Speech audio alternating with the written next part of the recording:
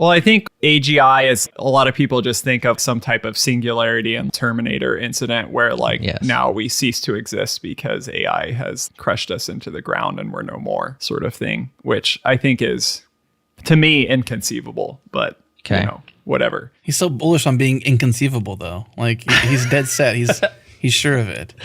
Challenge him on it, Adam. Challenge him. I just don't know, man. I don't know if I agree with that. I'm not on the inside, but just my own opinion. Right.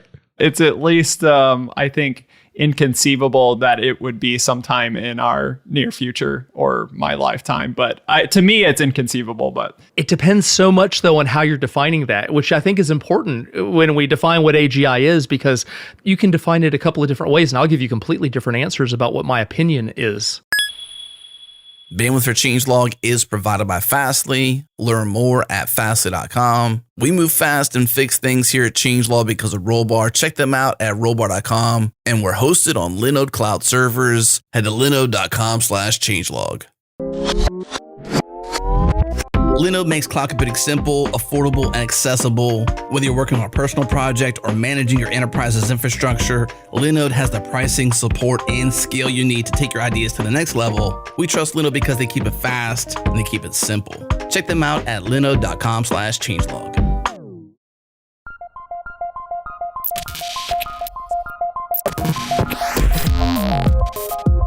Welcome to Practical AI, a weekly podcast that makes artificial intelligence practical, productive, and accessible to everyone. We've teamed up with our friends at Pachyderm for an awesome giveaway in celebration of the 100th episode.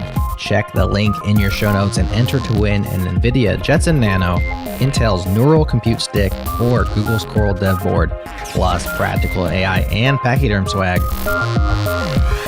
Well, welcome to another episode of Practical AI. This is Daniel Whitenack. I am a data scientist with SIL International, and I'm joined as always by my co-host Chris Benson, who is a principal AI strategist at Lockheed Martin. How you doing, Chris? I am doing very well. I think it is a lovely day to talk about AI. Oh, it is a beautiful day to talk about AI, and I was thinking we've kind of done a lot of these Practical AI episodes, haven't we? I think we have. I think we're actually hitting a milestone possibly at some point here. Hey, who is that? Wait, did we not lock down our Zoom? Oh, who has the password? Surprise, guys. We're here. Hey, what's going on? What's going on? Oh my gosh. Busting in on this party. Yeah. Oh, it's Jared Santos and Adam Sokoviak of the Changelog, who are kind of our bosses, you know, Dan? Oh, gosh. Please don't call us that. Are we in trouble? No, we got to be careful of what we say. What's going on? Well, we're here to say happy 100th episode, guys. Yes. What a milestone. It is. Can you believe we've done that many episodes? Yeah. 100 episodes talking about AI. Who would have thought there'd be that much to talk about? True. Well, podcasting is hard. Doing 100 episodes is harder. So seriously, congratulations for sticking it out. Absolutely. And not just sticking it out, but like thriving. Congratulations. Thank you very much. Yeah, it's been a lot of fun. It's been a long time. So listeners who've been listening all the way since the beginning may recall that Adam and Jared actually interviewed Daniel and me in episode number 1. That's right. As we got going, and they finally come back. They've been here all along, but now they're back. Yeah. We're back, baby. So the team is all online together. We've gone full circle. We're silent behind the scenes. Yeah. You're always around. But what was the date of that first episode? 2018, July 2nd. So it's been a little over a couple years. What's funny, though, is the recorded date is April 20th, 2018. So I guess we took a little while to ship that. First one's the hardest. Is that accurate, Jared, do you think? Yeah, probably. Wow, I wonder what happened there. Maybe we just didn't know how to tag them correctly at that point in time. That could be the case as well. I don't know. Well, there was lots of stuff to figure out, like how to do the intro, what music to use, et cetera, et cetera. Mm-hmm. Yeah. Plus, we were also launching other things at the time. Yeah. True. Regardless. And we had to figure out if this whole AI thing was just a fad or not, you know? That's true. Well, so what's the consensus? Is it a fad? Is it over? Oh, it's definitely a fad. Definitely a fad. Yeah. Yeah. It's going away. Yeah, I think it's sticking around. I think, I don't know, one episode that we talked about this, and maybe I mentioned it a couple times. I'm kind of thinking of it at this point like another layer in the software stack. So just like, developers don't necessarily have to be like into all the weeds of DevOps and like CI/CD and that sort of thing. But if you're going to be a developer these days, like you're going to sort of interface with DevOps and CI/CD at some point. So I'm kind of started viewing it that way, where if you're a developer these days, even if you're not an AI practitioner, you're going to sort of interface with AI related something at some point.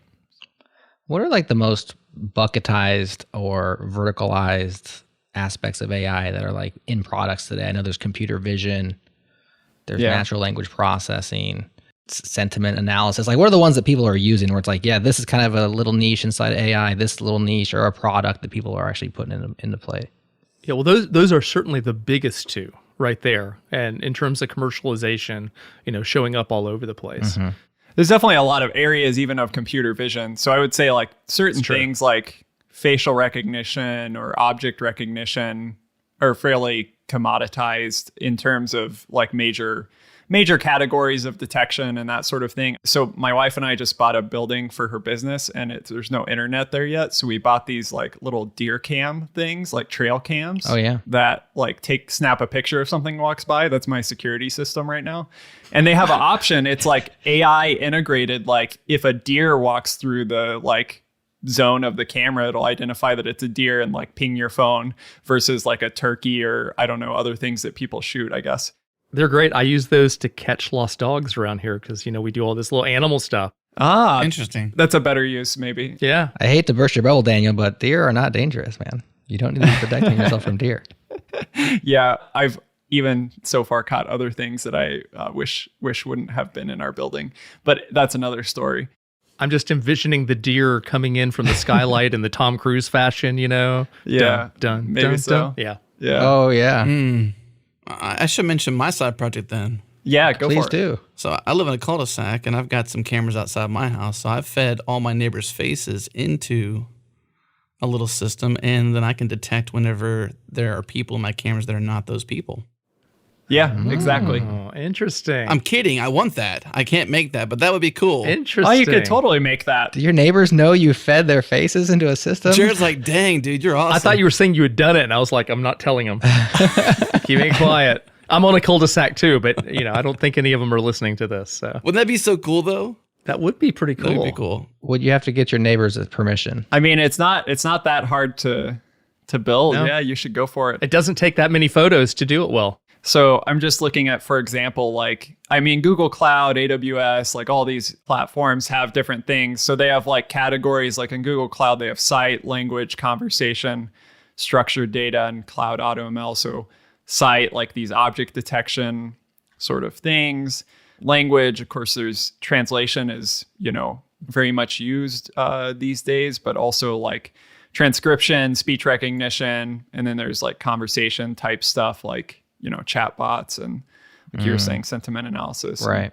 So those are all definitely pre-built solutions for all of those things out there for sure. Can you tell that Daniel is a natural language processing expert?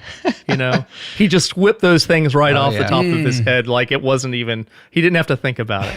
Well, let me flip this question on its head then. What are some untapped areas or some emergent areas where people aren't quite putting this into play yet, but it's going to be big once it reaches the masses? Yeah. First thing that comes to me is adversarial networks, which I know we recently had an episode on, but there are so many uses for adversarial situations and, GANs, generative adversarial networks. GANs. So what are some uses of GANs that we could look forward to? Deep fakes. Deepfakes? Yeah, that's the most famous.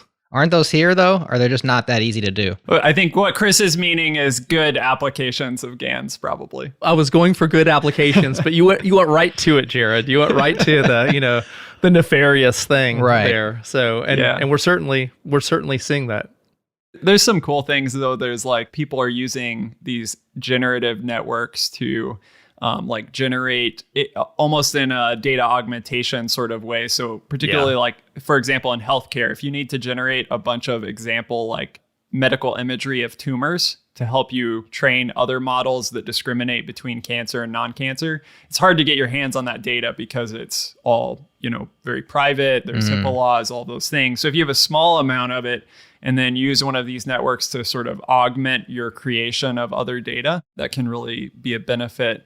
I'll also say, just because I'm always the language related person, that even though language and conversation is on this sort of list on the major platforms, almost like 98% of languages of the world have no support. So I think also, as the benefits of AI extend to emerging markets in the developing world, there's going to be like new applications or new challenges in language, but also there's going to be other new challenges that are probably hard to anticipate because most of AI development has been fairly Anglo-centric. So when you're solving problems in other contexts, I think there's cool stuff going on in like agriculture. Like even though like we're a lot of times when we think of AI in the US, we might think of like driverless cars or some like cool tech thing like that. But like for a lot of the world, like agriculture is a big deal. So like cool new stuff in agriculture or other areas as AI kind of gets hopefully democratized and the benefits of it extend to more than just, the US and Europe. Is there anything like a Hippocratic oath for those in AI? Because I'm thinking like a GAN could be both good and evil, right? So is there, and you think moral compass when you think, okay, I'm going to be a practitioner or an expert or, somebody doing these things, using these for good. Like I can see that tumor detection, totally a good reason to manufacture, for lack of better terms, data to support medical, research and whatnot, given the privacy of medical records and individuals and things like that. But like, is there anything out there like a Hippocratic oath for AI? There is a rapidly developing entire professional field that is addressing that, which is commonly called AI ethics, or responsible AI is another term for it. There's several terms that lend themselves to it, and they're tied into other terms like explainable AI. And so, yeah, there is definitely the recognition. Going back, Adam, to your determination to capture all your neighbors' images and enter them into the. Yeah, I will do that with their knowledge. I will literally go to them with my iPhone and say, "This is from my neural network to detect you, and not the in quotes bad guys or bad people that come into our cul-de-sac." Like, so some realness behind that. Our neighbor down the street, like we live in a decent neighborhood, and our neighbor down the street got their tires stolen 2 days ago. Oh, wow. Wow. Legit. Like he went out and his truck was on blocks. That's disturbing. Yeah. You know what I mean? Like we have these things happening, and I think it's just a result of the economy, honestly. I don't think that people are generally that bad. I think that people get desperate, and these are things that happen in desperate times, and the economy is definitely suffering. So you have people that are willing to do things that maybe they're not more willing to do otherwise, but I'm not saying thieves don't exist any of the day, but I think it might be a normal occurrence or a more common occurrence. And I live in Houston, so it's a pretty well-populated city. Yeah. Anyways. If you kind of take that condition and you put it in the context of AI, we don't have safeguards. So we have this field that's developing called AI ethics, but across the world, we really have very little law or regulation that people are required to follow. So for the most part, it is other laws that are not specific to this that have applicability. GDPR is one thing that comes to mind in Europe, and that is really the only national level law that I can think of off the top of my hand. Am I forgetting something, Daniel? I know California has some laws. Yeah, there's some other regional things, and I think probably there's some others that exist now. But I think in general, people are still reliant on developing good, like principle statements and how that trickles down to the actual development workflow. Like Google and Microsoft, IBM, all these companies have developed their sort of AI principles, and that may or may not trickle down to the actual development work. Also, I think there's still a perception that like any sort of, like when developers hear governance or like, that sort of thing, it's just an assumption that it's going to slow down all work until like we can't do anything. And so there's still like that feeling I think exists there, although people would acknowledge that it's like there's some important problems to address. It's funny. I was on a call where I was having a conversation with some folks from the World Economic Forum about a week ago, and we were talking about this a little bit. And there's so many companies putting out so many principles that it's becoming cluttered and stuff. And a comment was made that, there are enough really good examples out there of AI ethics, and maybe this is a moment where before you go create your own, you do a little soul searching in your organization and go pick one of the 100 great examples that are already out there, just to make it a little bit easier for people to keep track and stuff. So, I mean, it's definitely a growing field, but it has a long way to go to mature. It's funny, Daniel, I was listening to your guys' AI ethics episode, which was just recently, and I very much identified with you when you said that, because Chris, you light up on this topic. Like, I can tell you're into this. This is like where you play, thinking at this level. And Daniel feels, from as a listener and the producer of the show, I think more like boots on the ground, like slapping the code against the data kind of a person. And he's like, when I hear governance or I hear these things, like he kind of resonated with what he just said. And I was with him. I'm like, my eyes roll, they glaze over. I'm just like, oh, here we go again. Yeah, and I think it's what people don't realize though is, I don't think it's immediately obvious that, and O'Reilly, I forget who wrote the post. Maybe I can find it and put it in the show notes. But they wrote a article about like doing good data science, quote unquote, like ethical data science, actually like allows you to do better data science. And I think that like is generally true in the sense that, part of the whole like governance aspect is like understanding like what data produce what AI model that produce which predictions at what time, right? And if you actually know those things, your development workflow can be sort of supercharged because you're not duplicating your effort. You know what you did in the past. You can do some analysis to figure out like, what parameter space you've explored and what like issue popped up when you did what. And so there is like a lot of benefit there. And I think that's why certain of these practical tools plug in. Like we had an episode with Allegro AI recently, and they have open source project called Trains, which helps you track a lot of these things. And there's other projects like Pachyderm, which is an open source project, helps track some of these things. So I think there is developing some tooling around it. It's still not like super streamlined. So there is like still when you're, on the ground doing the development, like it's not just like there's no road bump when you try to integrate these things. Right. Everyone has their own their own approach to it and their own solutions. There's no standardization yet. We're way before that. It's in TensorFlow, but once again, they have, that team has done, and I haven't used it, but presumably a really good job. But it's their thing, right, that their community is for. So it'll be interesting to see how this rolls out in the years to come. It's kind of like a code of conduct, similar concept, right? Like you need one, you should have one. If you don't enforce it, it's useless, right? If you don't have the tooling to help you enforce it, then it's difficult to enforce. They're hard to write, so you usually start with somebody else's. But if you don't internalize that somehow, then you just cargo culted somebody else's values, and they're not yours. And so there's lots of things there. I'm curious how the state of explainability has moved since you guys started the podcast, because that's one big aspect of this, right? Like the scary, hard thing about machine learning and whatnot is the fact that you're basically putting data into a black box, training a model, and then out comes your response. Whereas there's not necessarily a policy that created that response. It was a bag of bias or not bias or whatever you put in. With algorithms, we can write an algorithm and you can go back and say, who wrote this? And you're like, I wrote that. Why'd you write that? Well, because my boss told me. Why'd he do that? Oh, here's the policy. This is a bad policy, right?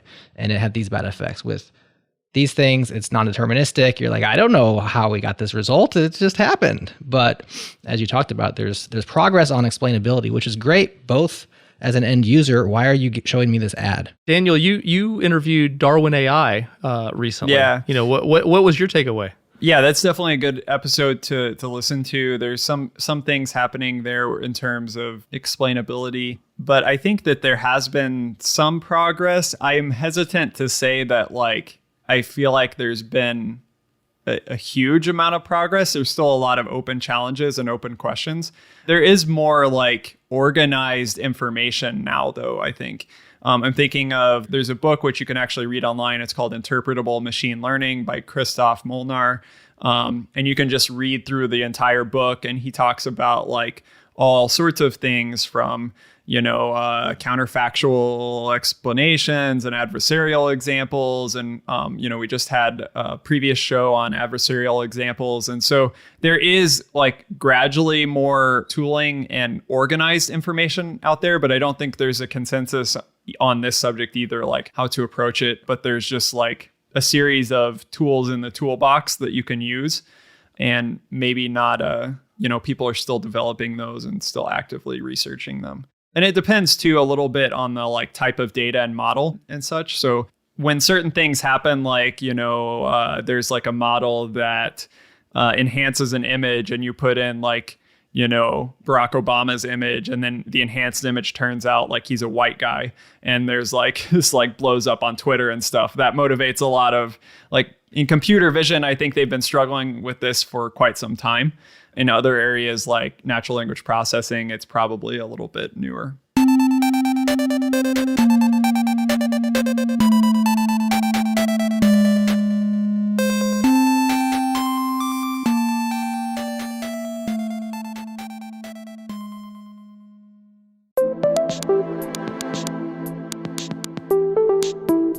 What up, nerds? Jared Santo here, your humble producer. I'd like to tell you about something new we're beta testing around Practical AI. It's a membership program, which we think could be really valuable for the whole community. We call it Changelog Plus, and it's the best way to directly support Practical AI and all of the podcasts, videos, and other stuff we create here at Changelog. We have big plans and ambitions for this, but we are experimenting for now to make sure there's interest. That means when you sign up today, you get Practical AI and whatever Changelog shows you listen to now, except no ads. I guess that means this part you're listening to right now, it'll be gone.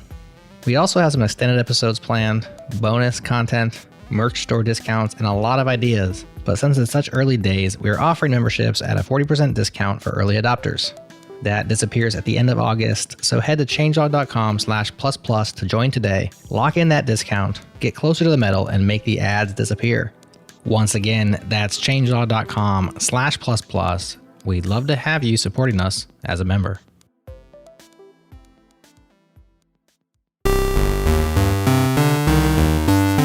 So let's talk about what has changed since that 2018 April to July timeframe, episode 1 through episode 100.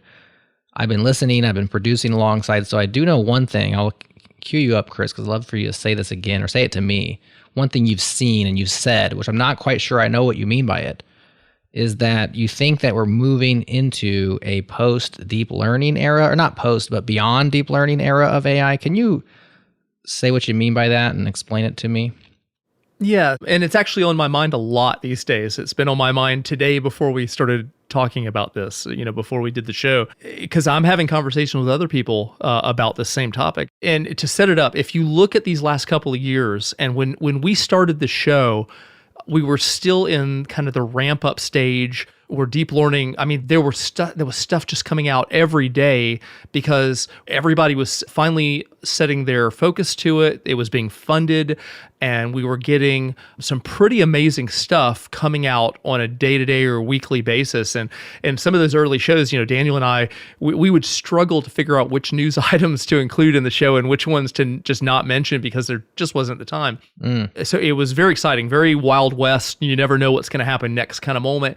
We've matured since then. And so it's definitely, we kind of went through the rise of computer vision and all its various things. And for a while, there was a new algorithm every week coming out in that space. And then we transitioned into the NLP period where we had tremendous progress there. And Daniel has been right in the middle of that. I've learned so much from him.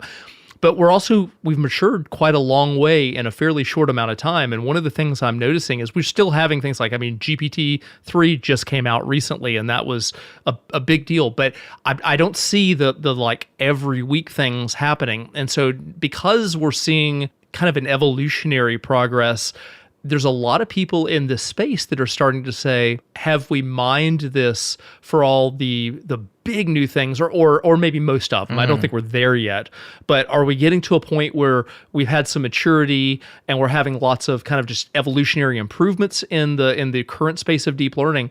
And because of that, a lot of people are turning back to kind of AGI, which is artificial general intelligence, the idea of the AI that can kind of do multiple complex things instead of this simple AI that we have, the narrow AI that is very good at doing one particular task. And so there's talk of something that if you had said this to me 2 years ago when we started, I would have laughed. I would have, there's no way. And that is the idea of an AI winter at some point down the road. I don't think it's quite that, because it may be that the research being in a slightly more mature area is focusing on lots of evolutionary things, but we probably have quite a ways to go before AGI. So I think we might have a lot of commercialization over the next few years about what's already out here, because there's tons of industries that can use what's already been created and discovered. But how far are we from the next major step up revolutionary wise that's not just an evolution of the existing, but a new thing coming out? I always, and Chris knows, I kind of cringe a little bit when we talk about AGI and like general intelligence, because I think what a lot of people mean by that doesn't mean what they think it means. What does it mean, and what do they think it means? Well, I think like AGI is like a lot of people just think of like some type of singularity and like Terminator incident where now we cease to exist because AI has like crushed us into the ground and we're no more, sort of thing, which I think is, to me, inconceivable, but whatever. He's so bullish on being inconceivable though. Like he's dead set. He's sure of it. Challenge him on it, Adam. Challenge him. I just don't know, man. I don't know if I agree with that. I'm not on the inside, but this is my own opinion. Right. It's at least, I think, inconceivable that it would be sometime in our near future or my lifetime. But to me, it's inconceivable. But it depends so much, though, on how you're defining that, which I think is important when we define what AGI is, because you can define it a couple of different ways, and I'll give you completely different answers about what my opinion is on those. And I think this comes back. We had a conversation about the NeurIPS, which is a big AI research conference. And in the keynote, they were talking about AGI, and they were talking about it in much more terms like I could grasp, like certain things like the architectures that we've been seeing in natural language processing that involve attention and self-attention, and models that actually go beyond sort of fitting parameters, but actually paying attention to certain pieces of data more than other pieces of data. And they tied that into saying, okay, well, that's an advancement to generalization. And I can like latch onto that. That seems like some interesting steps there. And so, yeah, I think it does depend on how you define it. And to Chris's point as well, I think that, people are going to start trying new sorts of things. And I just looked up Sasha Rush. We had him on the podcast from Hugging Face a couple weeks ago. And he was one of the organizers at iClear, which is another one of the huge AI research conferences. And he posted a graph, like he graphed over the last 2 years. So while we've had the podcast, the keyword growth for certain topics in research over that 2018 to 2020. And I was actually somewhat shocked. So the top growth was a thing called graph neural networks, which is a new way of constructing neural networks to work on graph structured data. And so I think that that's an indication that people are like, they've pushed the sort of architectures that people are used to pretty far, and they're searching kind of for something new and exploring new areas and new like types of structured data, new types of data, maybe multimodal types of data where multiple different types of data are linked. So that's really what I think of when I think of people like pushing the boundaries a bit. Yeah, but it's deep learning specifically. If you think of AI as a broader collection of technologies that are advanced, these are more deep learning things. And I think some of the luminaries in this field talking more about what AGI means to them and, what they think about that and stuff. And then you kind of have the whole commercialization thing going. So there's a little bit of divergence in some areas between the research community and the commercial interests, the commercial community, because, we're seeing deep learning models and architectures deployed in many different areas. But that is separate from, what leading researchers at Google Brain or OpenAI or something like that would be focusing on. So you're seeing people kind of cash in on where we're at, which is good. And I think we'll see it everywhere. I mean, just pervasively. But that's different from where things are going in the future. And, it also, going back to the AGI point, one of the things I think that I've learned in this 2-year period is I think I was unclear on the idea that if you were to look into this somewhere down the road future about, AGI comes about and, obviously we're a long way from that. But if at some point, I think people confuse whether or not consciousness is part of AGI or not. And so I think we'll get to tremendous levels of intelligence that has no sense of self or consciousness many years before any breakthroughs on the latter, on consciousness. So, we're already seeing models that in very specific areas can outperform any human in a particular task. And so, if you extend out that computation capability, then if you're defining intelligence as a form of computation, being able to solve a problem, then we're much farther down that pure computational road than we are. I don't, you can have an amazing model that can outperform any human, but that doesn't mean that it's thinking, wow, I wish I had a cup of coffee right now. For sure. That's a big leap right there. Self-awareness is a key ingredient missing. I'm not sure that's clear in most people's minds, because if I have 5 different conversations on this topic with 5 different people, their idea of what they're starting from, all 5 can be very, very different. Yeah, and maybe a good way to put it, in one of the reasons why it's inconceivable to me is because the way that we're approaching this path to advancement in AI, we're going to destroy the planet way before an AI singularity happens. There was a study, it takes we release into the atmosphere as much carbon as 5 cars during their entire lifetime when we train one of these state-of-the-art NLP models just once. Wow. So I think if we were to say, let's just keep rolling with this, we're going to have to be living on Mars by the time the, AI singularity happens. So that's a whole nother strain of things where it's can we actually solve some type of the computational issues that are happening with AI? And we're going to have to we can't just keep doing things status quo. We have to figure out more efficient and creative ways of doing what we're wanting to do, I think. To your point there, when we do get to that point where the singularity does come about and it's self-aware, it's going to start off depressed as hell. We'll have destroyed the planet. It'll be why did I bother? No, it'll turn itself off. Why did I wake up to this? No, it'll just turn itself off. Snooze.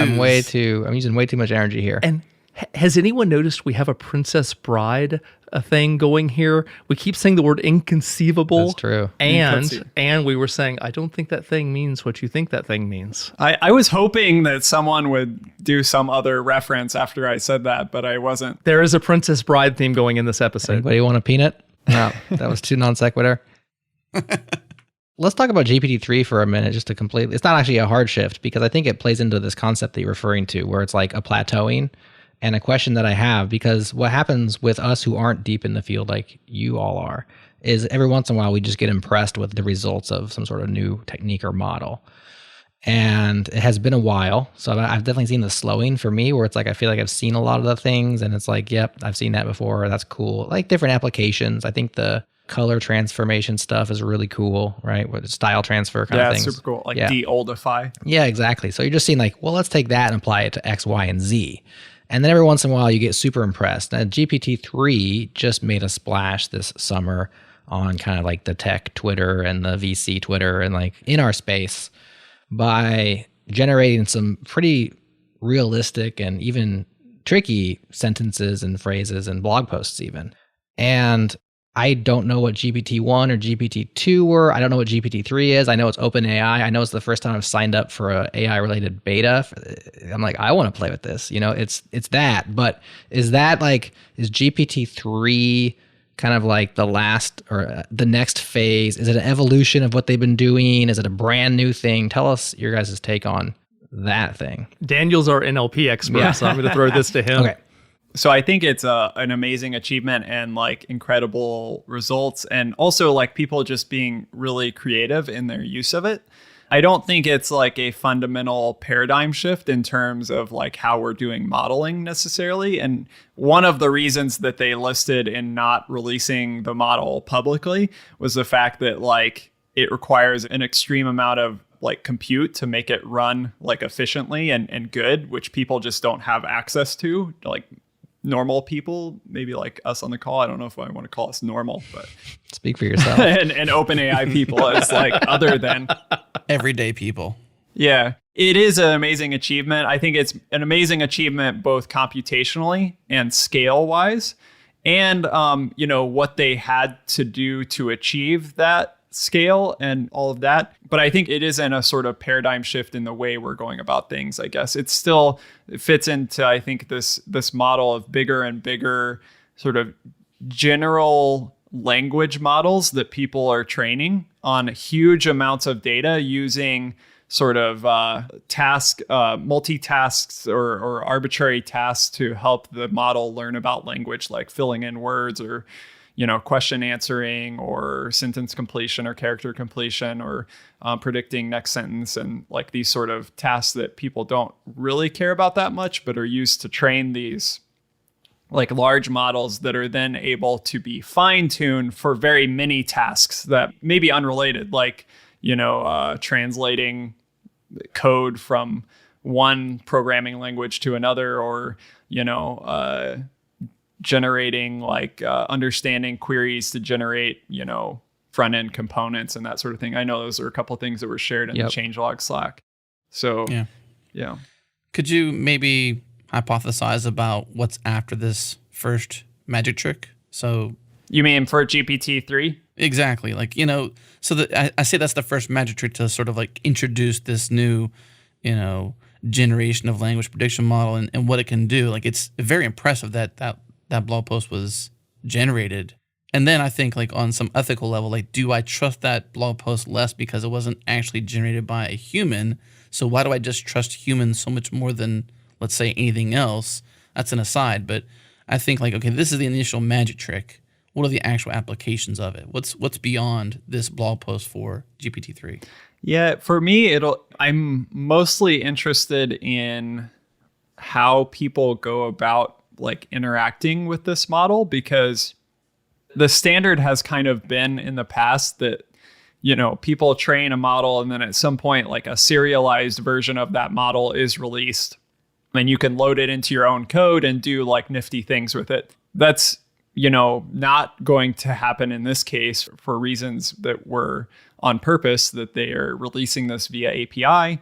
They're running it internally. They can shut it off when they want to. There's interaction patterns that are governed by that API, which aren't just kind of, you can do whatever you want.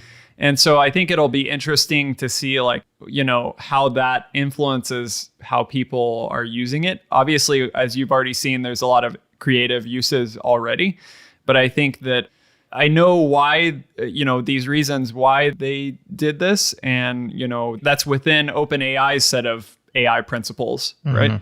But it also somewhat constrains or puts some boundaries, I think, on, how you're going to use it. And so I'm mostly actually interested not so much in the application, because I think it'll be things similar to what we've seen in the past, maybe just leveled up a notch, but more how people figure out ways to use the API or, develop workarounds or creative uses and that sort of thing. So the workflow wise, it's very different.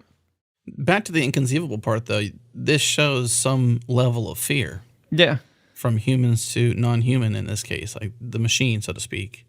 There is some sort of fear. Maybe it's a fear of how other humans will use this. Yeah. That's it. But the governance and the API and the restrictions definitely shows, either, responsibility or fear. I'm not sure. Maybe it's both. Well, it's a tool, right? And any tool can be used for evil or good. Yeah. And we've had this conversation a bunch of times on the show in that, like every technology, people always take technologies and most people use them for good ends. And there's always a handful of actors that use it for bad ends. And the worry here, obviously, is especially if you combine this, like we're talking about GPT-3, and first, it's been done. So, people know, even if they don't have the details, they now have seen it. It will eventually get out there, whether it comes from its point of origination or whether it comes from some other group that says, oh, I think I could do that as well. I've seen the results. I have a pretty good sense. that's possible down the road. And we have seen that with previous models coming out and then other people kind of piling on. But if you combine that with obviously other aspects like generative adversarial networks, and we're talking about deep fakes and stuff like that, then there is room for bad actors to do stuff. And so that is a concern. So, when you're detecting that, I think it's less about, it's not that we're worried that we're about to hit the singularity and, what do we do about these machines? I think it's more a question about what do we do when the criminal mind out there or something decides that it's commoditized to the level they can use it effectively and they decide to deploy it. And we have to, it's part of the process. We got to sort that out. I mean, that fear element, to me, it comes down to a couple different pieces. It's one that, like, this is trained on so much data in a sort of programmatic way that, like, when you scrape 80 million websites, like, you don't always know, like, what's going to happen if you train a model on that and what your output's going to be. So there is this element of, like, how do you probe all of the unexpected things that could be output from this model? That's a hard piece. The other thing is just, like, I think, any tool can be used for good or bad. But, like, if you think of different tools, like we can all go get a hammer from the hardware store, right? And I can choose to, like, hang a picture on my wall with that hammer. I can choose to hit someone over the head with the hammer, but everyone can go get a hammer. Don't do that. Like, that's like democratized. I can go get a hammer. I can go get something else to hit you with, right? But with these sort of AI technologies, if, like, for example, China is using these sort of computer vision technologies to detect a person's ethnicity from a street camera based on their walking gait, to determine if, they're part of a minority population called Uyghurs, and so that they can track them and put them in concentration camps. And those Uyghurs, they can't go out to some store and get that same technology. Like, there's such an imbalance with this technology and who has access to it and who has the compute, who has the money to run the compute, who has the facility to get the data, that the imbalance of power is really emphasized for these technologies in particular, I think. And there's a good point there when you talk about scale, is that, to your point there, it's a powerful tool that is powerful enough to where nation states are very, very interested in this, and they put a lot of money and effort into this. And that just amplifies how things can go off the rails. It's one thing if I get a mean streak in me and I go out and use a tool to go do something, but when people do it at that level, it's one of the challenges of our time. So, I mean, I think it's not unique to AI. It's any tooling, but it's going really fast in general. If you look at the fact that over just a decade, we've made profound advancements in this area that are usable. So this is part of society. This is part of culture. We have to get solutions to this, and it's not going to stop anytime soon. So rather than be afraid of it, we just need to be focused on answering it effectively. We need great minds to put their attention on it.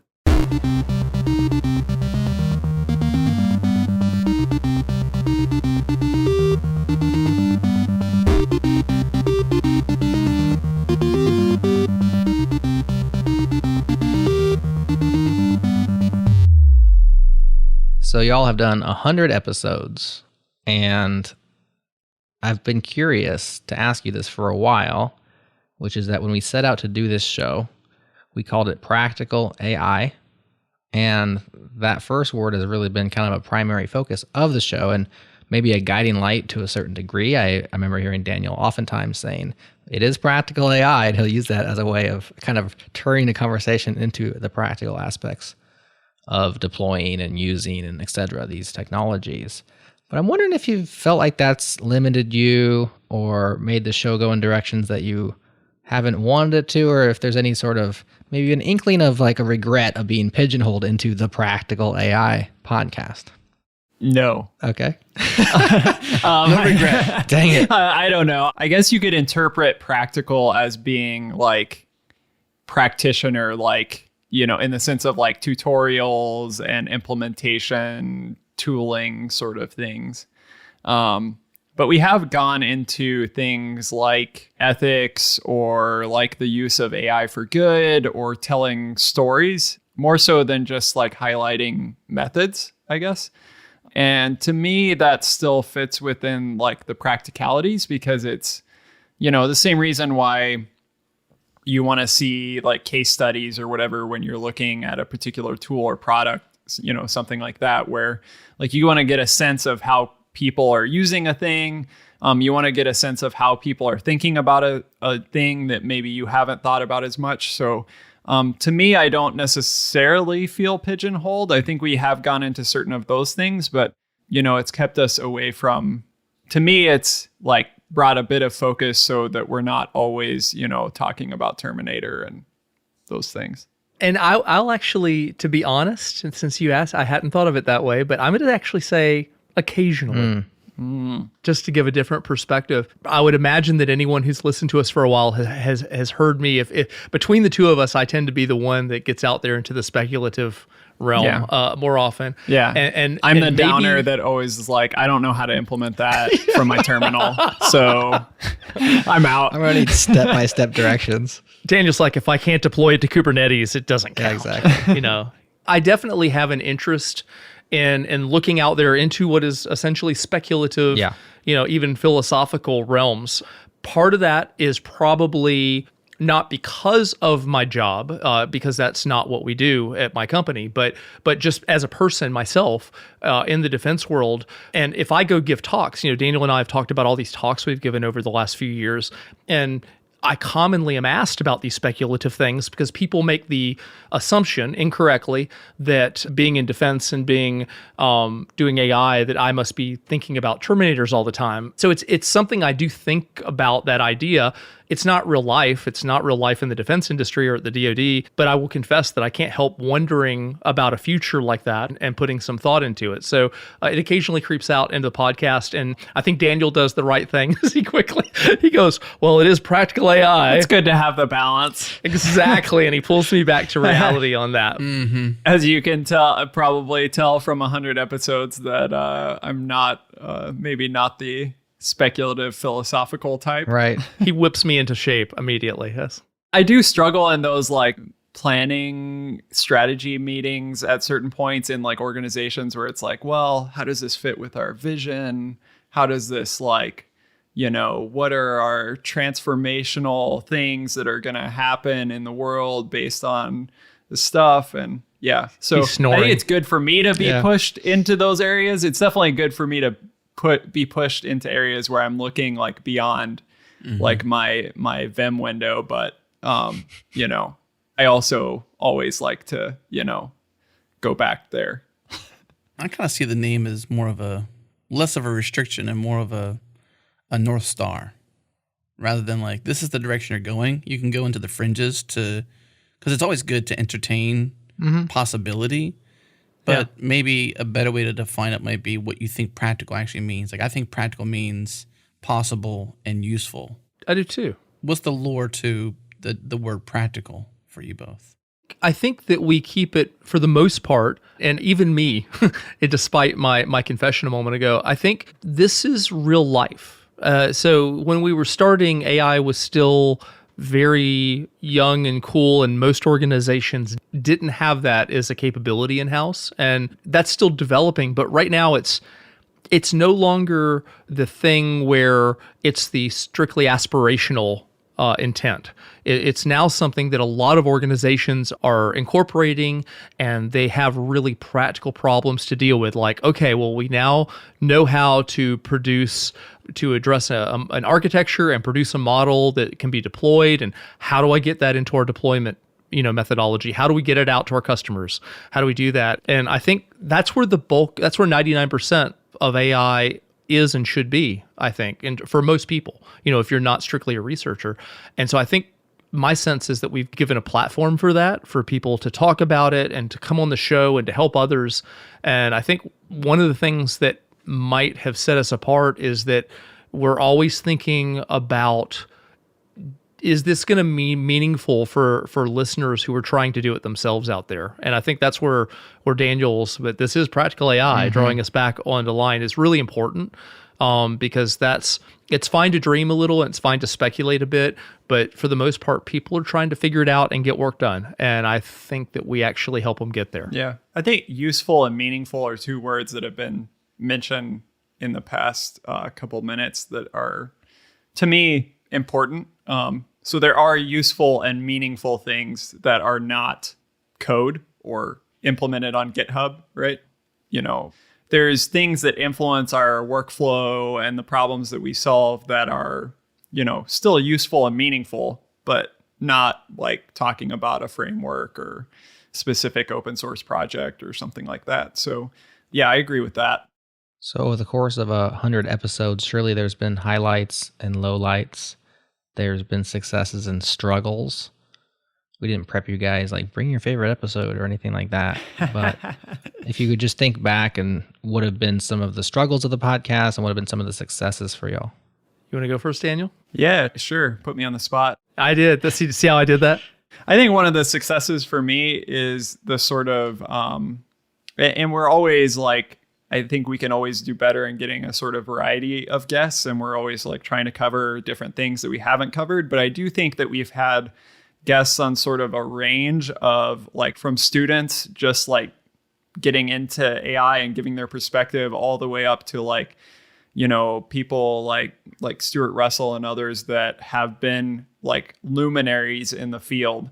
So I think it's really cool that we've got that diversity of perspectives and, a whole lot of different topics covered. So looking back, I think that's one of the things that I'm pleased with is that kind of variety of perspectives that we've brought, all kind of bringing their unique spin on whatever they're talking about. Also, I don't know if this was specifically a thing that we set out to do when we started. I don't think it was, but even from the very start, I forget, it was one of the first episodes where we talked about a TensorFlow project that was helping African farmers with this app where they took pictures of their cassava plants and, it helped them. That was really early. Yeah. Identify disease. That was like one of the first episodes, I forget.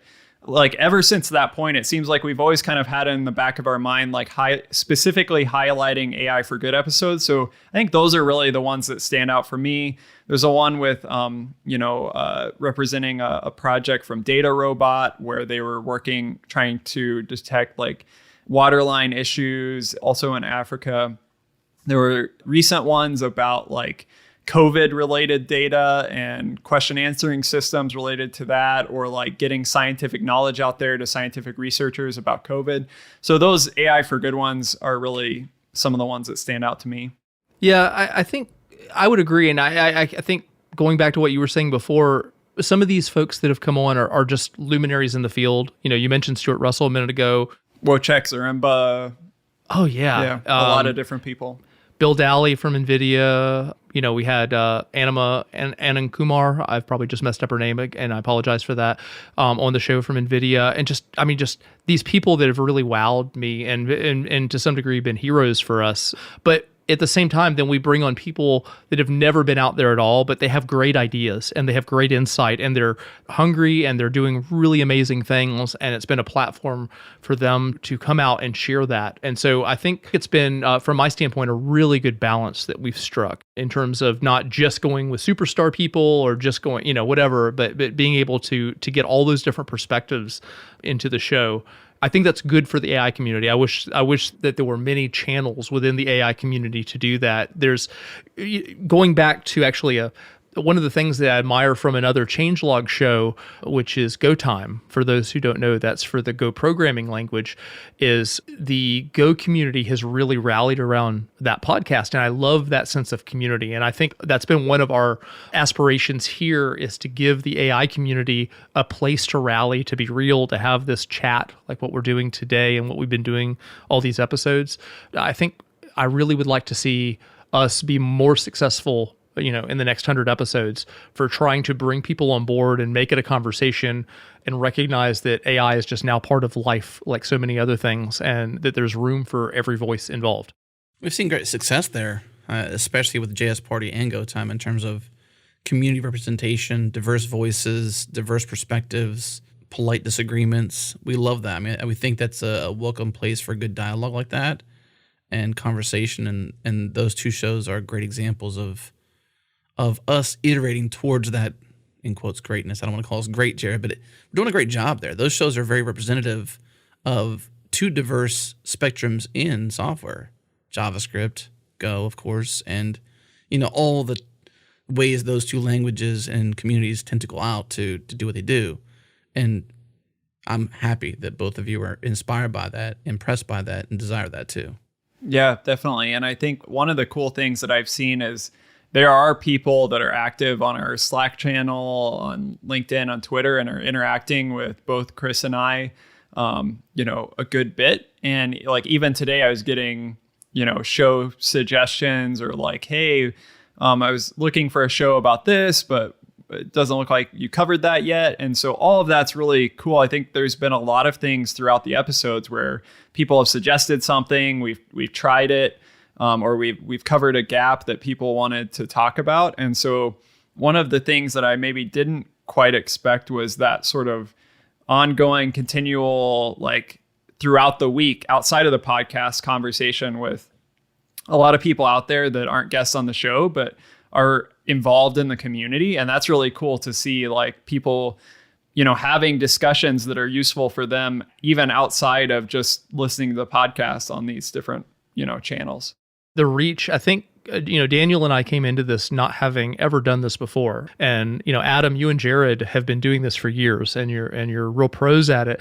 I think it was very surprising to me when, it wasn't a big deal kind of thing, but like when I joined my current employer and I'd meet some people and they'd say, oh, I really enjoy your podcast, by the way. Just wanted to let you know that as we're meeting. And it was a quiet thing and no big deal, but it was like, wow, the reach is really there. And the conversation that creates is really there. And I've ended up away from the podcast having a lot of conversations about topics that we address, because you'll meet people out there and they just want to, they're like, by the way, you did this episode on this topic and it just really struck a chord with me. And you'll end up spending, 15 or 20 minutes just kind of redressing it. It might've been an episode from many months ago. And that's had a fairly profound impact on my awareness that sense of community, it's not always completely apparent, but we have developed that. And AI is getting there.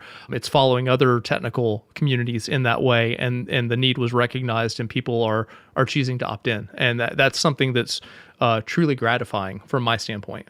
So my interview skills failed me once again. I asked 2 questions, allowing you to slip the second question, but my persistence pays off. So I'll ask that one again. Struggles. Doing podcasts is hard. Getting to 100 is hard. Yeah. Most people fade.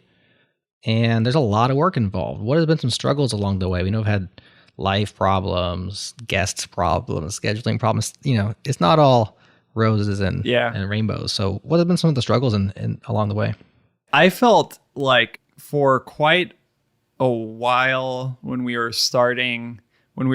reaching out to guests, I mean, I knew certain people in the community and certain of them were easy to kind of make connections. But when you're starting out a podcast and you don't have a long history of things, it's like, I feel pretty much like a creeper reaching out to these people on like Twitter or whatever, like sending them a random message. Like, you have no idea who I am.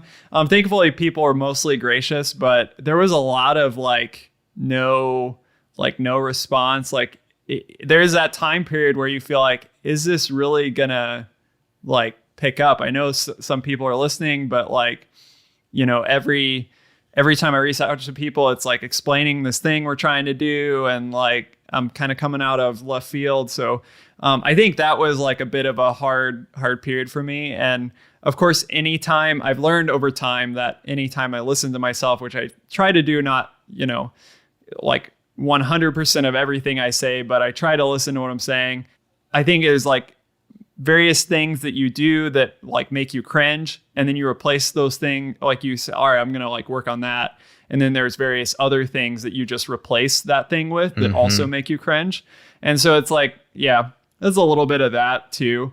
And life happens. Chris and I think have both had times where I tell Chris, I'm like, I need you to push this forward for a couple weeks, because I am I'm not going to be able to do it. Thankfully, I don't think either one of us had one of those times where we both needed it at the same time. But there have definitely been times like that where we flip-flop back and forth.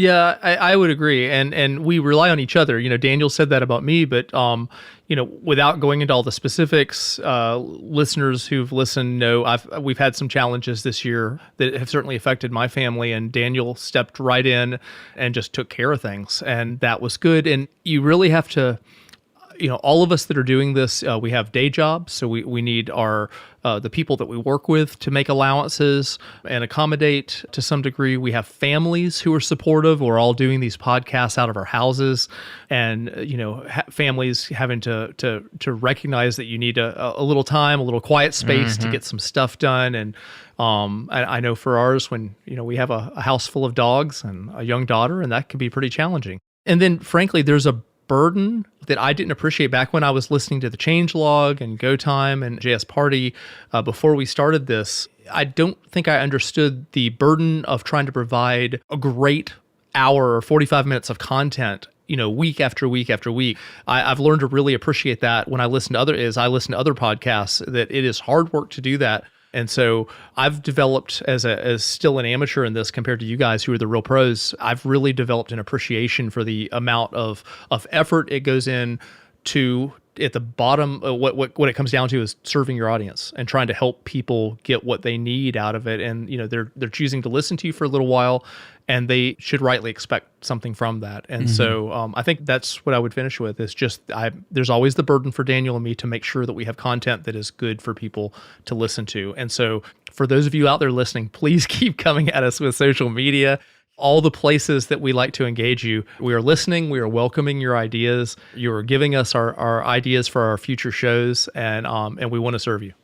And finally, after like a year of doing the podcast, I got to meet Chris in real life, and he's a real person. So sort of. We'll have to take your word for it. We hadn't actually met in person before we started the podcast, and that happened way later, which was kind of funny. It was actually, it was about a year, and it was only in the beginning of January, right before the COVID stuff set out. So most of these episodes, of these 100 episodes, were done. Daniel and I had never been in the same place at the same time before. We became friends through the podcast. We just started our COVID life early. That's awesome. We did, but it's worth mentioning. It's remarkable that it is through these episodes that everyone listens to that Daniel and I have become very, very dear friends. And we had never met until January of this year. So in person. It's amazing. Well, these struggles illustrate why we're here today, which is to celebrate. Yes. One, Jared and I are both proud of you guys. You guys have done a great job with this show. It takes, as you've said, a lot of work to produce on all sides. So one, congrats on 100 episodes. Two, we're proud of you guys. You guys are doing a great job. Keep doing it. Don't stop. Yeah. Thanks for believing in us and keeping us on track. It's been awesome, truly. And you guys have been right there, even though you're not there from the listener's perspective. You're invisible to them in most episodes. You're actually there every episode. And I cannot count the number of times that Daniel and I have thought, oh, at least we have a great post-production team that can clean up whatever mess we just created during that. And so that's really important. Yeah, and do cool promotions on everywhere, and keep the wheels moving, and it's awesome. Yeah, it's a team effort. Totally. Well, I'm not just a producer. I'm a happy listener, and I fall into the category of the AI curious, which we know that practically AI listeners kind of fall into a couple of categories. You have the practitioners, then you have the curious.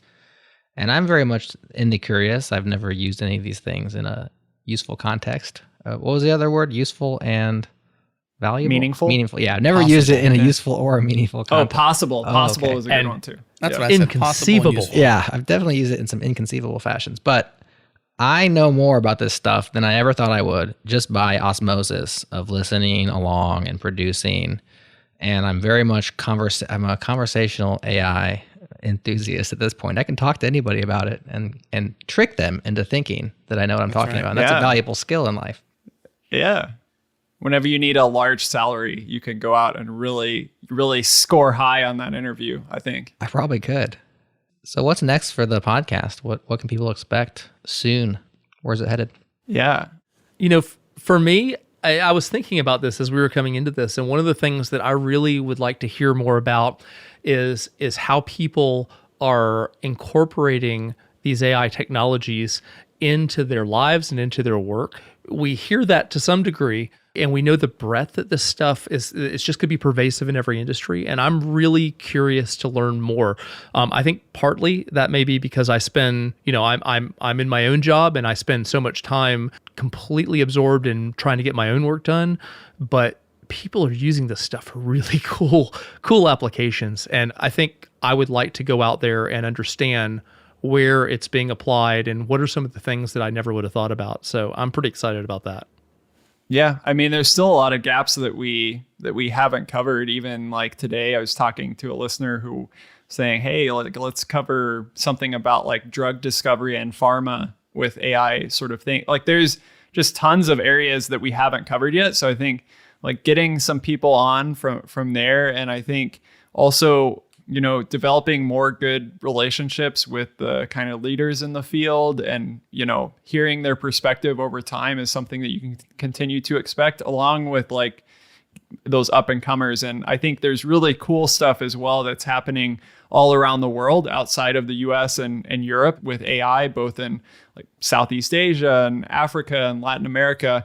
And one of the things that I really have a passion for and would love to see on the show is us continuing to try to get those guests who are really innovating in those areas and bringing the benefits of AI to the whole world, really. So one of the best ways to circle back is to invite the listeners. We mentioned community a lot. So one easy way, I'm sure if you listen to this, you may get the outro, and occasionally we'll say it in the outro, which is, hey, there's a community. So changelog.com/community, but there's a Slack. There's lots of people in there. If you want to share your story, these stories, the ways you're tinkering, the ways you're practicing, etc. in AI, you can do that there. So the invitation is there. changelog.com/community, the Practical AI channel. Hit that up. Daniel, Chris, they're always hanging there. We're in there. All that good stuff. And there's lots of other people there too. Come and hang out. Another one of the things that I wanted to mention was I think we're at a point now where it's been commoditized enough to where it's not all about business. Mm-hmm. There's a lot, going back, in the spirit, Adam, of you talking about, your cul-de-sac, camera identification. Yeah, there's so many places.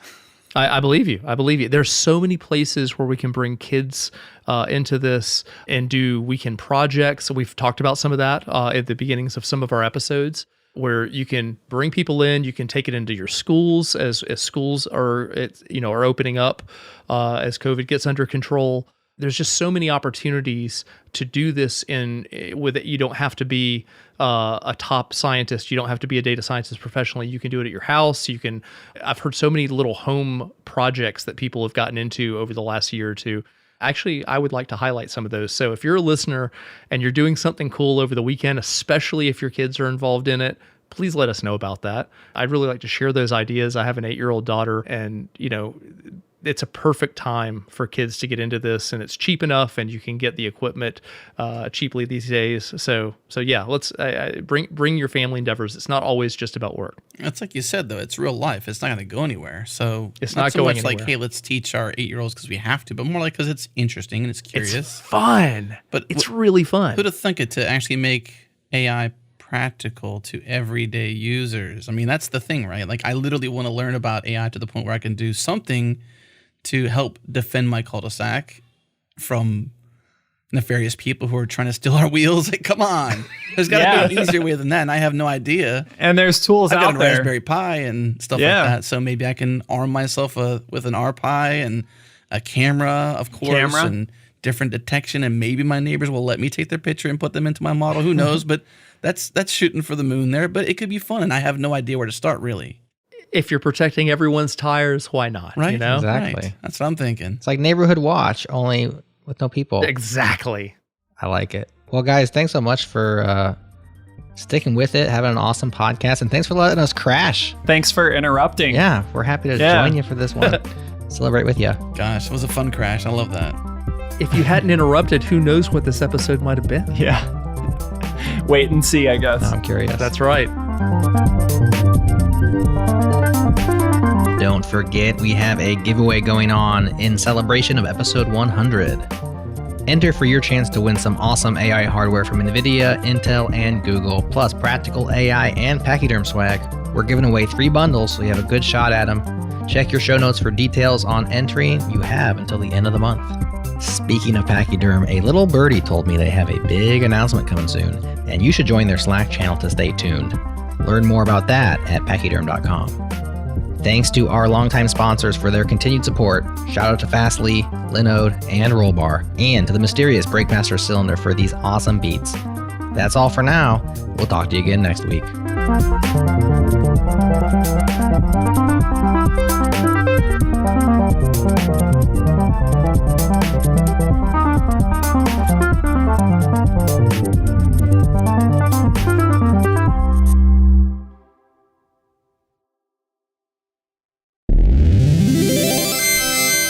Did y'all hear my kids there for a second? I guess something fell up there and my son was like, no. I heard it. I was just chuckling because I'm like, I know it's, you guys got to hear it because I can't stop it. I'm half blind and deaf anyway, so. I dropped the marker though. I mean, you could totally see in the timeline. Yeah, I heard it. That happens occasionally. That gets edited out. Thankfully, no one gets upset, but hey, that's how it works.